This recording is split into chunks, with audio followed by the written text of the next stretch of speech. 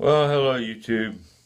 Um, I haven't posted it yet, but yesterday I was working on getting a new tire on my bandsaw, which by my own admission is not one of the higher quality bandsaws. It's one of the small 9-inch bench top plastic case Delta, and I was putting a new tire on it, and well, it turns out I got the tire on, and I put the old blade on, and it immediately turned left as soon as it hit wood, and there was no being able to straighten the cut up in it, no matter how much you twisted the wood to the right.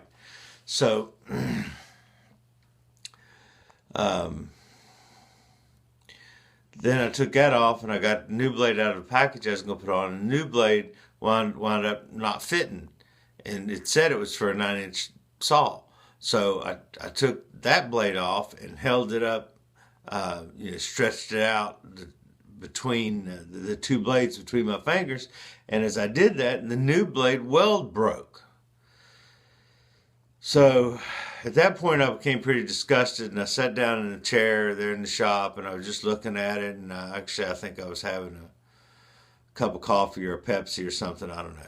But anyway, I was sitting there and I was looking at it, and I noticed that the top wheel was tilted in. Like it was tilted in, and at the top. And so I got to look, and I went over and really started investigating. And the carriage that adjusts the tension up, the upper wheel up and down for the tension on the blade, it slides in a plastic and formed little plastic tracks on the plastic case of the saw. Well, there was like a quarter to an 1/8 inch play from one side to the other. So you're looking at a total of a quarter movement, or as much as a 1/2 inch movement back and forth, which allowed the wheel to wobble like this, which is probably one of the reasons why I could never get it to track straight.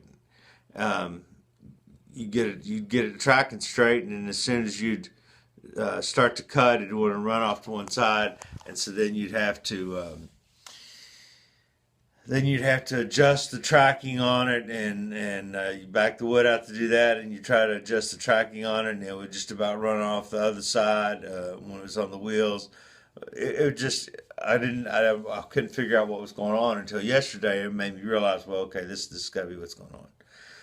So this morning I put out on Instagram and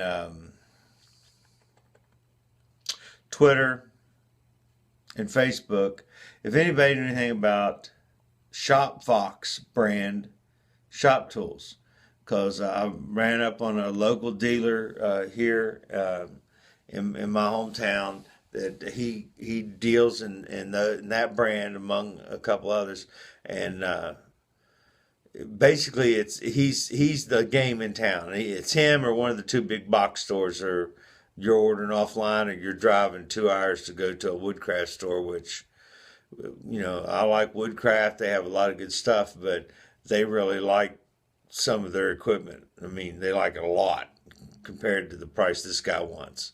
And it's a brand new, right out of the box, with the extension on it that gives the resaw capacity of 12 inches, and I think it was 12 inches. Anyway, case, mobile base, whole deal. So anyway, I was wondering if anybody had any experience, critiques, reviews, or whatever on this particular brand or this brand model of saw. And being as impatient as I normally am, and not being a very good photographer, meaning I have to keep reminding myself to hold this up. I guess I'm going to go ahead and go get it, because at worst, it's a step up. At best, it's the best saw for the price. So I'll try to take the camera and record the whole event, and I'll post that just as soon as I can. And I also have a video that needs editing about the crotchwood that I got off a tree that my neighbor cut down, and then the fiasco of trying to put the blade on, even I don't know if the camera was pointed in the right direction. So anyway, hopefully I'll get this up, and then right after I'll get the one about the saw up, and then I can start posting again. Thanks, YouTube. Subscribe, like, comment, all those good things everybody else asked for. Talk to you later. Bye.